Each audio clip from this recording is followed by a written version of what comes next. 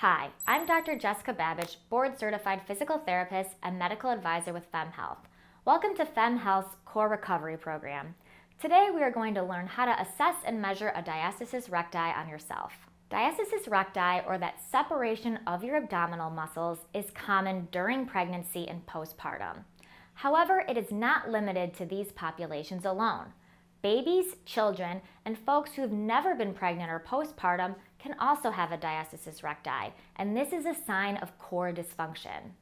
If you are immediately postpartum, you may not be able to gain a true assessment of what your abdominal wall is doing because of all the physical and hormonal changes occurring in your body. It is recommended to wait at least 8 weeks postpartum when measuring a diastasis in order to get a better assessment of what is going on in your abdomen. The most common way to check for diastasis recti is by lying on your back. Although this position is not the most functional, it is foundational for understanding what is going on in your abdomen and is the position where most diastasis research has been performed. We are going to measure in 3 places: above, at, and below the belly button, and we'll use our fingers to assess the depth and the width of the separation. To get an idea of the depth, or how far down we are able to sink our fingers, we are going to use our finger joint creases. To measure the width, or the gap of the separation, we are going to use the number of fingers it takes to feel the borders of our abdominal wall muscles.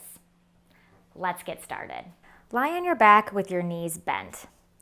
Taking a flat hand, place it over your belly button and move 3 fingers above your belly button.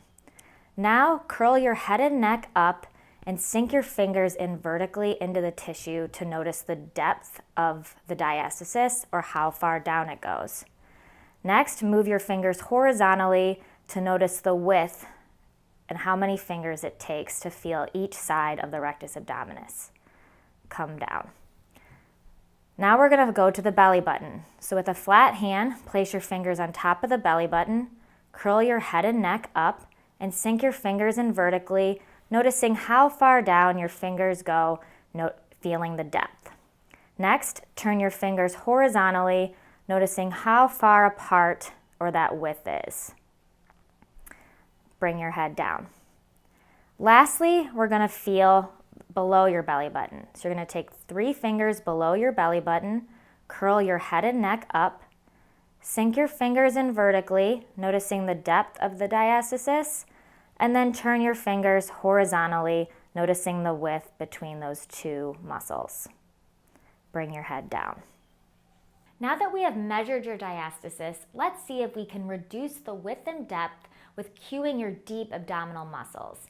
Engaging your core using an exhale or a shush sound will help activate your deep abdominal muscles. If you felt separation or noticed bulging or doming at midline from your belly button and below, try using cues as you perform a curl up. Think of gently squeezing your anus by 10% like you're trying to stop the pass of gas, or you can think of drawing your tailbone to your pubic bone, drawing your pelvic bones together, or drawing your belly button in towards your spine. Cueing in the pelvic floor and lower transverse abdominis muscles can help with bulging or doming at midline in this area. If you felt separation or noticed bulging or doming at midline above your belly button, try this cue as you perform a curl up. Gently hug your lower rib cage down, narrowing your rib cage towards your belly button, or creating an X going from the bottom of your rib cage towards the opposite pelvis. Cueing in your rib cage can help to activate your upper TA, which can help decrease bulging and doming in this area above the belly button. Try these cues and see if you notice any changes and see what works for you.